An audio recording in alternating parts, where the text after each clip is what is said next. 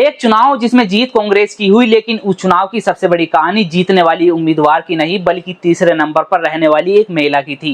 एक ऐसी महिला जिसने गांव-गांव जाकर साइकिल से प्रचार किया, जिसके पास न सत्ता थी न संसाधन थे, लेकिन उसके पास था आत्मविश्वास, संघर्ष और समाज को बदलने का एक सपना।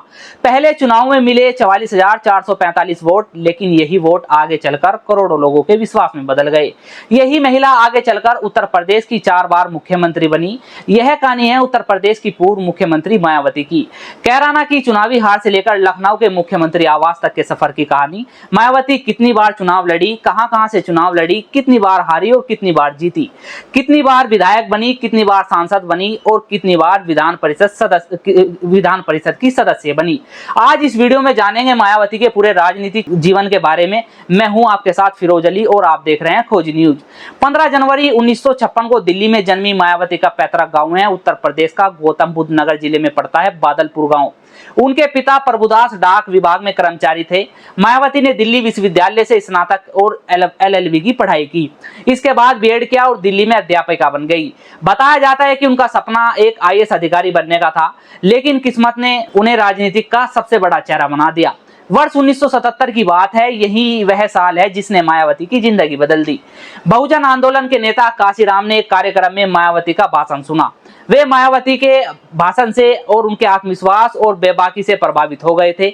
बताया जाता है कि इसी बीच काशीराम ने मायावती से कहा कि तुम कलेक्टर बनोगी तो एक जिले में राज करोगी, लेकिन अगर नेता बनी तो कई कलेक्टर तुम्हारे आदेश का पालन करेंगे।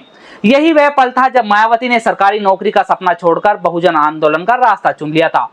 बसपा का गठन हुआ और मायावती का पहला चुनाव था। 14 अप्रैल 1984 को काशीराम ने बहुजन समाज पार्टी की स्थापना की थी।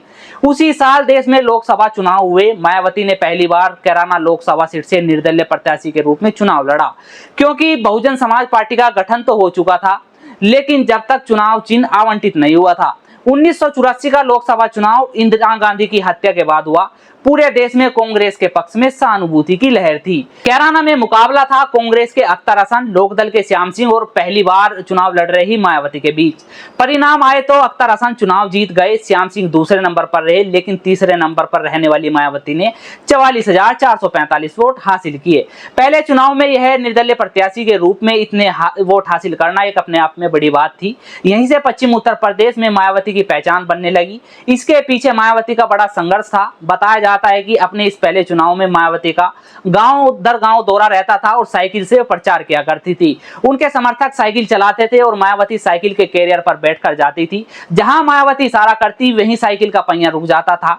मायावती लोगों से मिलती और उन्हें भाषण देकर अपनी बातें बताती। मायावती की मेहनत और उनके प्रयास व उनकी बातों से लोग इतने प्रभावित हो रहे थे कि इसी का परिणाम था। मायावती ने पहले ही चुनाव में 44,000 से अधिक वोट प्राप्त कर लिए थे। मायावती का यह पहला चुनाव था, इतने पहले चुनाव में इतने वोट हासिल किए। अब बात आती है वर्ष 1984 के लोकसभा चुनाव को। ज्यादा वक्त नहीं हुआ था। इसी चुनाव में बिजनौर लोकसभा सीट से सांसद बने थे चौधरी गिरधारी लाल। उनका निधन हो गया था। निधन के बाद बिजनौर लोकसभा सीट पर उपचुनाव हुआ। इस चुनाव में मायावती फिर से निर्दलीय प्रत्याशी के रूप में चुनावी मैदान में आई। इस चुनाव में कांग्रेस से मीरा, रालोद से रामविलास पासवान और मायावती के बीच ही चुनावी जंग थी। इस चुनाव में कांग्रेस की मीरा विजय हुई, दूसरे नंबर पर रामविलास पासवान रहे और तीसरे नंबर पर रही मायावती। लेकिन इस चुनाव में इस बार मायावती अपनी मेहनत और अपनी बातों से लोगों को इतनी प्रभावित करते हुए वोटों में बढ़त बना चुकी थी, क्योंकि इस बार उन्हें 61,504 वोट मिले थे। वर्ष 1987 की बात है, जब उत्तर प्रदेश का हिस्सा हुआ करता था।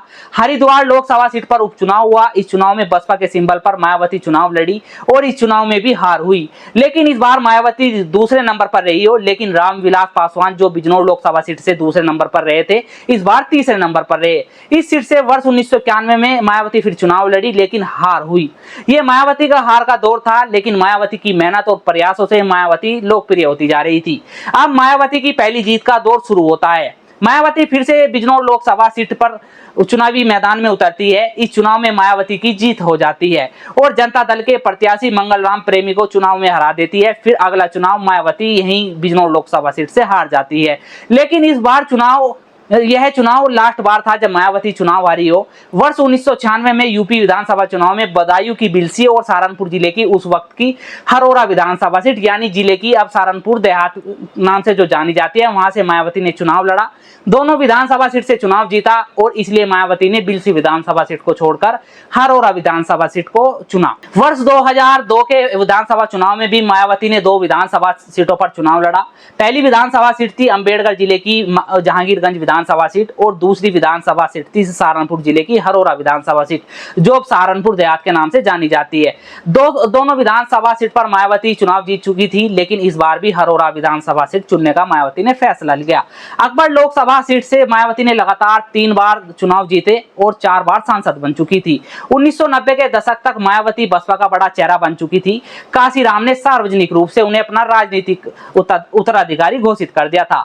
मायावती 18 सितंबर 2003 को बसपा की राष्ट्रीय अध्यक्ष बनी। 1993 में समाजवादी पार्टी और बसपा ने गठबंधन कर चुनाव लड़ा, सरकार बनी, लेकिन जून 1995 में गठबंधन टूट गया।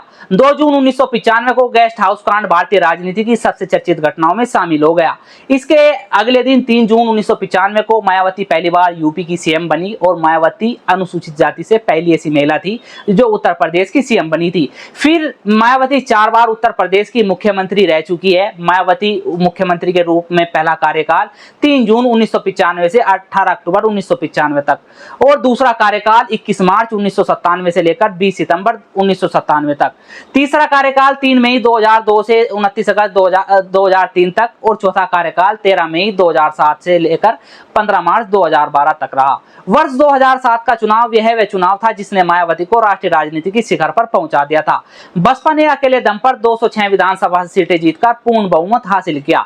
मायावती ने सर्वजन हिताय सर्वजन सुखाय की रणनीति अपनाई। दलित, ब्राह्मण, पिछड़े और मुस्लिम सहित सभी वर्गों को साथ जोड़कर उन्होंने ऐसी सामाजिक इंजीनियरिंग की जिसकी चर्चा आज भी होती है। मायावती उत्तर प्रदेश की 4 बार मुख्यमंत्री, 4 बार लोकसभा सांसद, 3 बार राज्यसभा सांसद और 2 बार एमएलसी, 2 बार विधायक बनी। मायावती का राजनीतिक सफर यह बताता है कि चुनाव की पहली हार भी इतिहास की सबसे बड़ी जीत की शुरुआत बन सकती है। आप देख रहे थे खोजी न्यूज और मैं आपके साथ हूं फिरोज अली। आपको यह वीडियो कैसी लगी कमेंट करके जरूर बताएं। वीडियो को लाइक करें, चैनल को सब्सक्राइब करें और जाते जाते बेल आइकन भी दबाएं जिससे आने वाली हर वीडियो आपको मिलती रहे।